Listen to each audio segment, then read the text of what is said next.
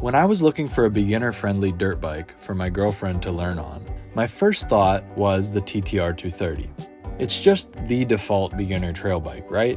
I mean, the TTR125 is basically everywhere, and I always heard that the TTR230 was just the next step up. But when I actually got to the dealership, I saw the CRF250F sitting next to it. I had no idea the Honda was even a comparable option. Honestly, I didn't even really know it existed. At that point, I had to know, was the CRF250F actually better, or was I just getting caught up in the looks and the branding? So I dug into the details, compared both bikes spec for spec, and in the end, my decision was clear. Today, I'll break down the key differences between the CRF250F and the TTR230, what actually matters when you're out on the trails, and why I don't regret choosing the Honda for a second. But before we get into all that, I'm trying to reach 5,000 subs. It's free and it really helps me out. So hit that button below and join the Supermoto crew today. Thanks for all your support. Now back to the video. First, let's clear up the biggest confusion. The CRF250F and the CRF250R have very similar names, but they are completely different bikes. The reason I'm clearing this up is because this is one of the most commented incorrect statements that I get in the comments. People are always talking about these bikes and they're confusing the two, they're getting them all confused. So I just want to start out by clearing this all up. The CRF250F is a trail bike, low maintenance, easy to ride, and meant for fun and adventure. That is what I'm comparing today to the TTR230. This video is not about the CRF250R or the CRF250RX. Those are both full-blown race bikes. They're high revving, high maintenance, and they're built for competition. That is not what I'm talking about in this video. I'm talking about the CRF250F, the trail bike. Yamaha avoids this confusion with the TTR230 since the TTR name doesn't share the same name the CRF does with their race bikes. Honestly, I think Honda should probably go back to calling them XRs instead of CRFs, but for whatever reason, they just lump this one in with the other ones, even though it's completely different. Now, after we understand that, why did I actually choose the Honda? Well, number one, the first thing that I heard about was the brakes, and brakes matter a whole lot. So the CRF250F has disc brakes, front and rear, which is a huge advantage. The TTR230 still runs an old school drum brake in the rear. And the reason that the disc brakes are better than drum brakes is because the drum brakes tend to fade quicker. A real world example is if you're coming down a long, steep downhill, the TTR's drum brake is going to heat up faster. And when it heats up, it ends up losing stopping power. With the CRF's disc brakes, you get much more control and a lot more confidence because you're going to have a lot more braking power and it's going to be a lot more consistent, even as you use it quite a bit. So that is the first main advantage that the CRF250F has over the TTR. Now, I believe the TTR230 does have a front disc brake, but the fact that the CRF has both front and rear disc brakes was just honestly a big reason why I ended up picking the CRF250F over the TTR. Now, the next big and really major aspect of this decision was fuel injected versus carbureted. The CRF250F is fuel injected. This means no messing around with the choke, no rejetting for altitude changes, instantly starts in the cold, even in freezing weather. And if you've seen some of my other videos, you know that I ride in the winter as well. So this is really important for me too. I'll have a video linked in the top right here of me putting studded tires on the CRF250F, and honestly, it's a really good winter play bike. The other thing that the fuel injection adds is a more consistent throttle response.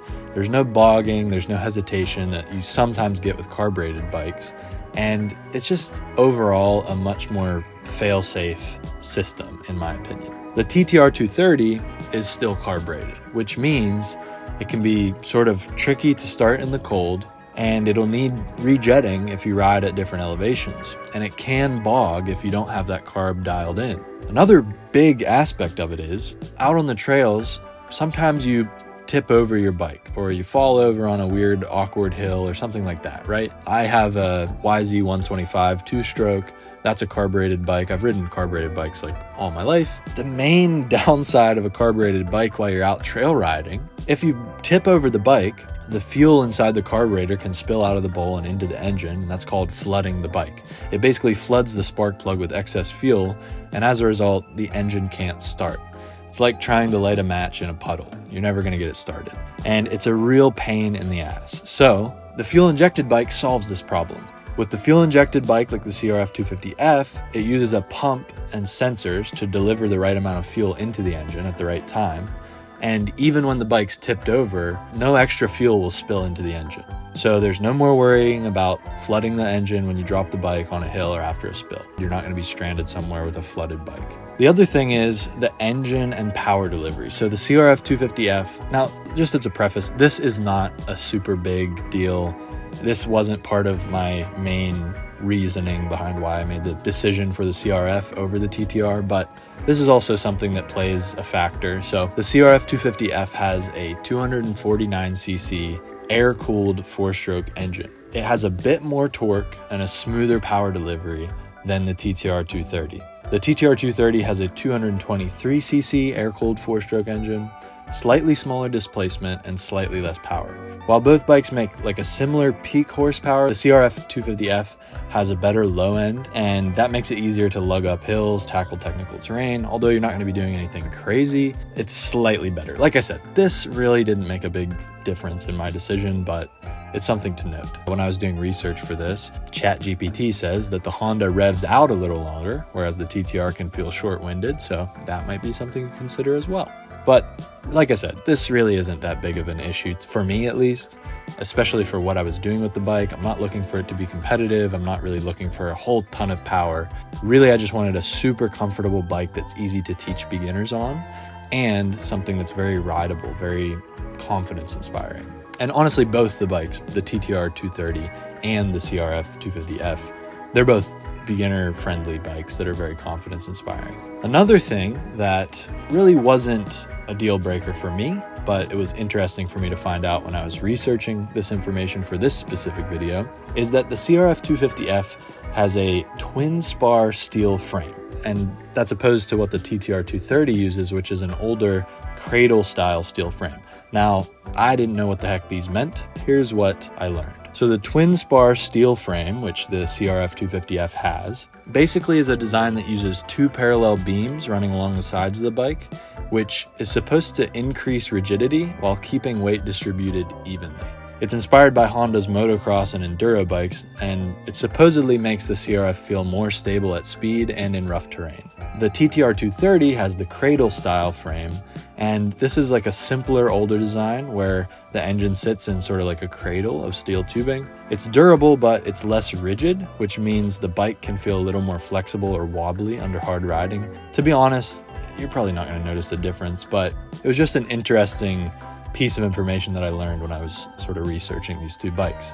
The real-world impact of this sort of frame difference may be on fast or technical terrain. The twin spar frame of the CRF will probably feel a little more planted and precise, while the TTR's frame might have a little bit more flex, which can make it feel less stable in rough conditions. When you're riding a trail bike, is that really a big deal?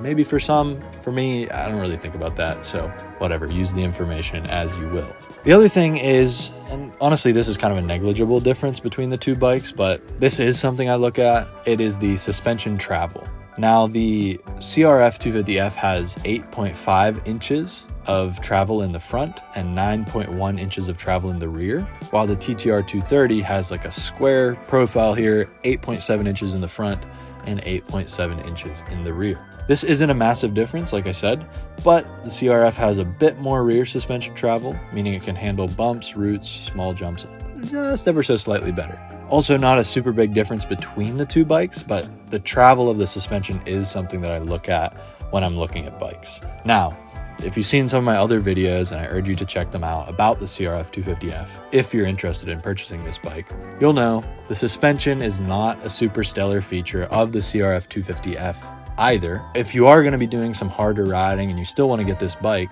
I would highly recommend upgrading to some stiffer fork springs and stiffer shock spring as well.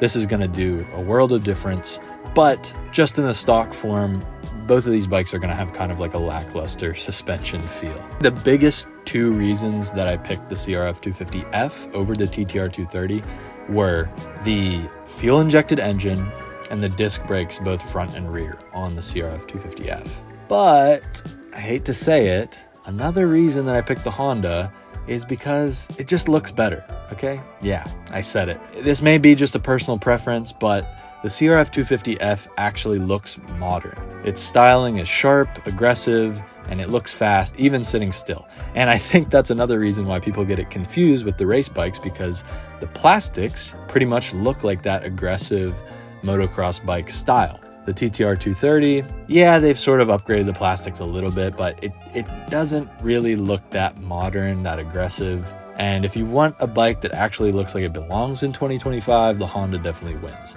I know that might be a little vain and not maybe a reason that you guys care about, but for me, I thought when I'm looking at the bikes in the dealership, I was like, man, the Honda just kind of does look badass. So obviously some actual practical information would be the engine and the disc brakes, but the looks of the bike are important too. At the end of the day, both of these bikes are solid trail machines. I don't think you'll regret buying either one, but for me, the CRF250F just checked more boxes. With the better brakes, with the fuel injection, all right, the better suspension and frame, maybe marginal differences, more modern ergonomics, maybe, and yeah, it just looks cooler. So what do you guys think? Which one would you choose? Drop a comment below. I'd love to hear. Have fun out there.